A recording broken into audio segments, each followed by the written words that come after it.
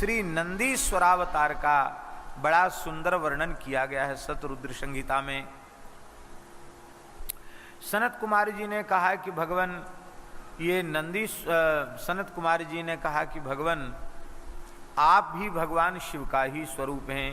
हे नंदीश्वर भगवान, आप अपने प्रादुर्भाव की कथा सुनाइए। तो श्री नंदीश्वर भगवान ने कथा सुनाई है कि एक समय की बात है, मेरे पिता महर्षि शिलाद, उन्होंने अपने पितरों की प्रसन्नता के लिए, पितरों के उद्धार की कामना से संतान प्राप्ति का विचार किया। श्री महर्षि शिलाद ने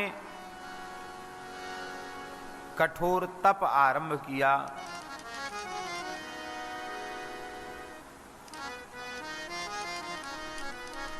उनके तप से प्रसन्न होकर के देवराज इंद्र आए और बोले वरदान मांगो। देवराज इंद्र से आपने कहा कि आप देना ही चाहते हैं, तो अयो निजम मृत्युहीनम प्रत्यु पुत्रमिच्छामि सुब्रतम, आप मुझे अयोनिज अजर अमर उत्तम व्रत वाले पुत्र को प्रदान कीजिए, जो किसी माता के गर्भ से उत्पन्न न हुआ हो।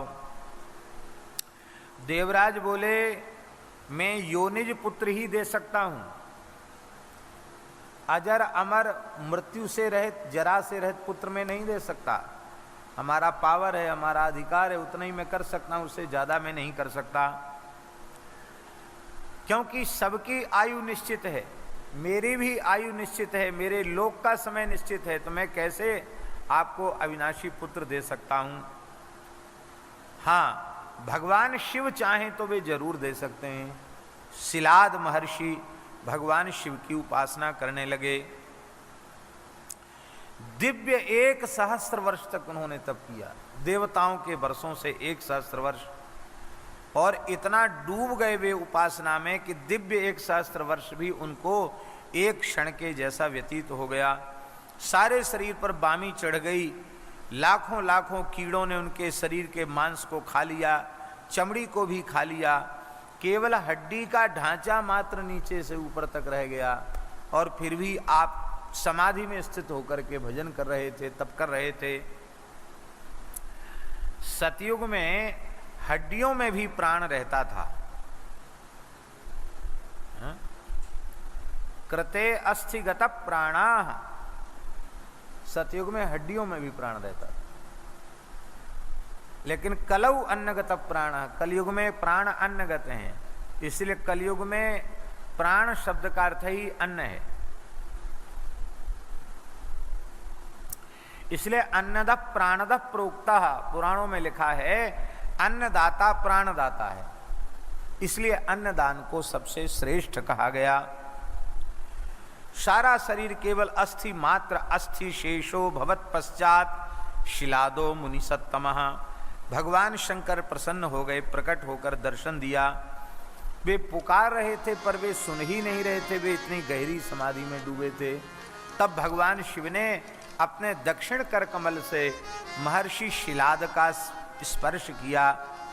यदा स्पृष्टो मुनिस्तेन करेण त्रिपुरारिणा तदेव मुनि शार्दूल उत्सर्ज तपक्रमम। भगवान के कर कमल का स्पर्श होते ही आपकी समाधि खुल गई, आपने तप छोड़ दिया और आपका दिव्य स्वरूप हो गया। भगवान शिव की आपने स्तुति की। शिलाद उवाच महेश यदि तुष्टोसी यदि वा वरदश्च मे इच्छामि त्वत्समं पुत्रम मृत्युहीन मयो निजम। हे भगवान, यदि आप मेरे ऊपर प्रसन्न हैं, वर देने के लिए पधारे ही हैं, तो आपके जैसा पुत्र मैं चाहता हूँ, जो जरा और मृत्यु से रहित हो और अयोनिज हो, किसी माता के गर्भ से पैदा होने वाला न हो। शंकर जी ने कहा कि बिल्कुल ठीक है, हम अवश्य प्रदान करेंगे। मेरे आशीर्वाद से मैं स्वयं ही तुम्हारे पुत्र नंदी के रूप में उत्पन्न होऊंगा, अयोनिज पुत्र के रूप में जन्म लूंगा और तुम मेरे पिता होगे। यद्यपि मैं जगत पिता हूँ, लेकिन जब मैं तुम्हारा पुत्र बनूंगा तो पितुर्वै जगताम मुने, मैं जगत पिता हूं और तुम्हें जगत पिता के पिता बनने का सौभाग्य प्राप्त हो जाएगा। भगवान शंकर अंतर्धान हो गए हैं और भगवान शिव उन्होंने शिलाद के भीतर ही प्रवेश किया। अयोनिज पुत्र चाहिए, शिवजी शिलाद के भीतर प्रविष्ट हो गए और प्रलयाग्नि के समान प्रदीप्त पुत्र को आप यज्ञ करने लगे। यज्ञ के लिए भूमि का कर्षण कर रहे थे और यज्ञ वेदी स्थापित करके जैसे ही आपने यज्ञ आरंभ किया उसी समय आपके शरीर से एक दिव्य तेज निकला और वह तेज एक दिव्य बालक के रूप में परिवर्तित हो गया। इस प्रकार से अयोनिज बालक के रूप में नंदीश्वर प्रकट हुए। देवता ऋषि गंधर्व साध्यगण भगवान की स्तुति करने लगे, ब्रह्मादि देवता पुष्प वर्षा करने लगे, विष्णु शिव अंबिका आदि प्रसन्न होकर के गुणगान करने लगे, अप्सराएं नृत्य करने लगीं। महर्षि शिलाद ने देखा, शिलादुच माम दृष्ट्वा काल सूर्यानल प्रभम त्र्यक्षम चतुर्भुजम बालम जटा मुकुटधारिणम त्रिशूलाद्यायुधम दीप्तम सर्वथा रुद्ररूपिणम महानंद भर प्रीत्या प्रणम्य प्रणनाम च। अग्नि के समान कांति युक्त बालक है, सूर्य के प्रलयकालीन सूर्य के समान आभा है, 3 नेत्र हैं, 4 भुजाएं हैं, जटा मुकुटधारी त्रिशूलधारी। भगवान शिव को बालक के रूप में देखा। महर्षि शिलाद ने प्रणाम किया और प्रणाम करके कहा, भगवान आपके इस रूप को देख करके हमारे मन में बहुत आनंद हुआ है, इसलिए हम आपका नाम नंदी रखते हैं। नंदी यह नाम उन्होंने रखा। इसके बाद पर्णकुटी में लेकर के बालक को चले गए शिलाद ऋषि और जैसे ही वहां पहुंचे तो भगवान नंदीश्वर कह रहे हैं कि मैंने अपने शिव रूप का तिरोभाव कर लिया और एक सामान्य बालक के रूप में मैं सामने प्रकट हो गया। महर्षि शिलाद रोने लग गए, शंकर जी कहाँ गए? फिर उन्हें पता चला कि वही हैं। तब उन्होंने सारे संस्कार किए, जात कर्मादि संस्कार संपादित किए। वेदाध्ययन वेदानध्यापयामास सांगोपांगान शेषतः शास्त्राण्यन्यान्यपि तथा पंचवर्षे पिता च माम।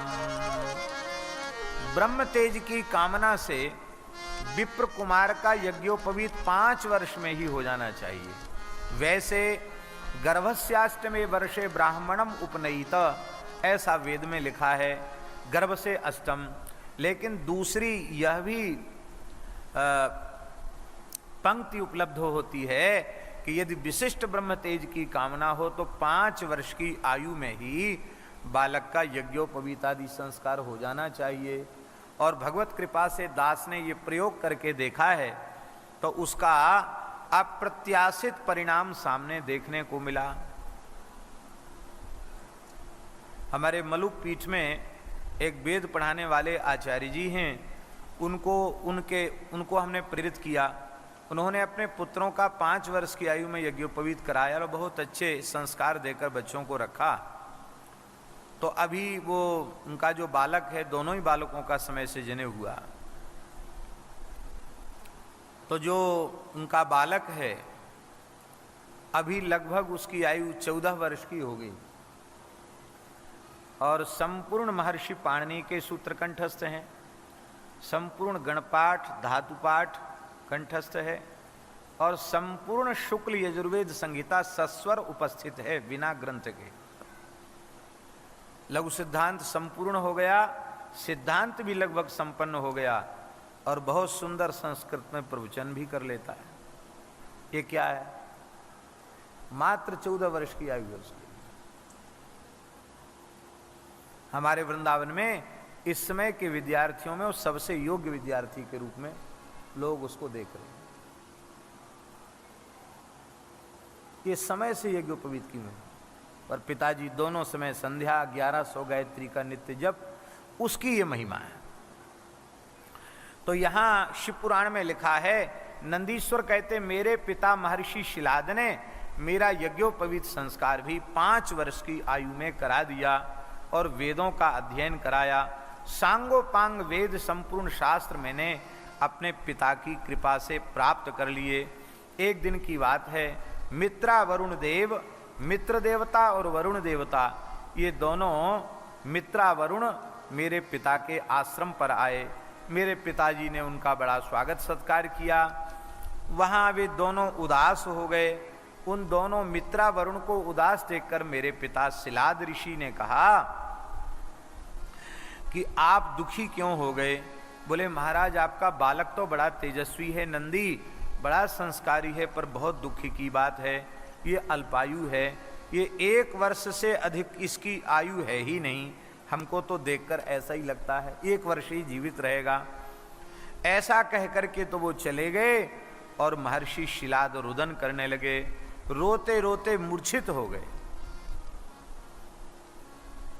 बालक नंदी ने उनको उठाया और प्रसन्न चित्त होकर के कहा कि अरे केन त्वं तात दुखेन वेपमानश्च रोदिसी दुखम ते कुतपन्नम ज्ञातमिच्छामि तत्वतः।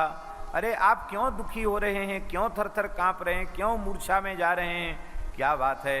पिता ने कहा महाराज, तुम्हारी बेटा तुम्हारी अत्यंत अल्पायु को जान करके मैं दुखी हूँ। अब मैं किसकी शरण में जाऊं? मेरी इस विपत्ति को कौन दूर करेगा? नंदी ने कहा कि देवता, दानव, यमराज, कोई भी प्राणी मुझे मारना चाहे तो मुझे मार नहीं सकता, मेरी अल्प मृत्यु नहीं हो सकती है। हे पिताजी, सत्यम ब्रवीमि जनक शपथम ते करोम्यहम्, मैं तुम्हारी शपथ लेकर के कहता हूं कि मेरी मृत्यु हो ही नहीं सकती। पिताजी बोले कौन सा तप है, कौन सा ज्ञान है, कौन सा योग है जिसके प्रभाव से तुम अपनी मृत्यु को टाल दोगे? यह सुनकर के बालक नंदी ने कहा, बोलो नंदीश्वर भगवान की जय। पिताजी, वेद में लिखा है ब्रह्मचर्येण तपसा देवा मृत्युमुपाघ्नत। ब्रह्मचर्य और तप के द्वारा देवताओं ने, दिव्य पुरुषों ने मृत्यु को जीत लिया। तो मैं ब्रह्मचर्य के पालन से और कठोर तप से मृत्यु को जीत लूंगा। महादेवस्य भजनान मृत्युम जेस्यामि नान्यथा।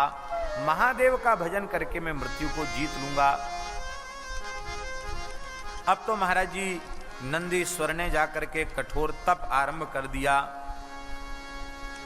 उनके तप से भगवान शिव प्रसन्न हो गए। शिवरूप तो वो हैं ही, और भगवती पार्वती जगदम्बा के साथ प्रकट हो गए। भगवान शिव ने कहा कि हे महाप्राज्ञ नंदी, भला तुम्हें मृत्यु का भय कहाँ व्याप्त हो सकता है? मैंने ही उन मित्र वरुण नामक ब्राह्मणों को भेजा था। तुम तो मेरे ही समान हो, इसमें संदेह नहीं है। अजरो अमरो जरया त्यक्तो दुखी गणपति सदा अव्यश्चाक्षय चेष्टा सपिता ससुहृज्जनः। तुम अपने पिता सुहृदों के सहित अजर अमर दुख रहित अविनाशी अक्षय और सदा मेरे प्रिय गणपति हो गए। तुम में मेरे ही समान बल है और मेरे ही समान प्रिय होकर तुम निरंतर मेरे ही निकट निवास करो। अब तुम्हें जन्म मृत्यु आदि कभी देह धर्म व्याप्त ही नहीं होंगे। और ऐसा कह करके भगवान शिव के गले में कमल पुष्पों की माला पड़ी थी। तो वो कमल पुष्प की माला नंदीश्वर कहते मेरे गले में धारण करा दी। जैसे ही कमल पुष्प की माला धारण कराई, माला का स्पर्श होते ही मेरे 3 नेत्र हो गए, अखंड भस्म हो गई, जटाजूट, भाल पर चंद्रमा, रुद्राक्ष की मालाएं 10 भुजाएं हो गईं, त्रिशूल डमरू हाथ में हो गया, मैं साक्षात शिवरूप ही हो गया। और फिर भगवान शिव ने अत्यंत प्रसन्न होकर के अपनी जटा में स्थित हार के समान निर्मल जल को वहाँ छोड़ा और कहा कि तुम नदी हो जाओ। ऐसा आपने उक्ता नदी भवेति विससर्ज वृषध्वज। भगवान शिव ने छोड़ा तो उस समय स्वच्छ जल वाली अत्यंत पवित्र 5 नदियां इस धरती पर प्रकट हो गईं। जटोदका, त्रिस्रोता, वृषध्वनि, स्वर्णोदका और जम्बू नदी, ये 5 नदियां प्रकट हो गईं। ये पंचनद नामक बड़ा सुंदर देश है, उसके पृष्ठ देश में ये सब विद्यमान हैं। जपेश्वर महादेव वहाँ विराजमान हैं। इनकी पूजा दर्शन करने से शिव सायुज्य प्राप्त होता है। बोलो भक्तवत्सल भगवान की जय। पार्वती जी ने कहा कि अब मैंने इस नंदीश को अपने पुत्र के रूप में स्वीकार कर लिया है। ये मेरे परम प्रिय पुत्र हैं, इनको आप गणेश्वर पद पर अभिषिक्त करो। भगवान शिव ने गणेश्वर पद पर अभिषिक्त किया और सभी गणों को बुलाकर कह दिया कि अब तुम सब में प्रधान यही हैं, इनकी आज्ञा मेरी आज्ञा मानी जाएगी। नंदीश्वर भगवान कहते हैं कि मेरा विवाह भी भगवान शंकर ने कराया, मरुत कन्या सुयसा से मेरा विवाह कराया और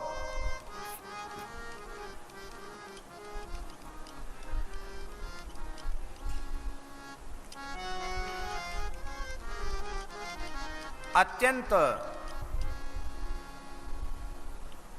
पराक्रमी, ऐश्वर्यशाली, तेजस्वी पुत्र भी हुए। बोलो भक्तवत्सल भगवान की जय। इस प्रकार से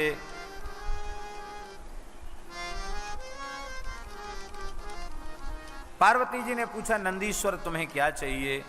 नंदीश्वर ने कहा, केवल भक्तिर्भवत में देवी पादयोस्ते सदावरा, आपके चरण कमलों में हमारी अविचल भक्ति हो और हमें कुछ भी नहीं चाहिए। भगवती ने कहा कि तुम्हारी वंश परंपरा का कभी क्षय नहीं होगा, तुम्हारी वंश परंपरा निरंतर बनी रहेगी।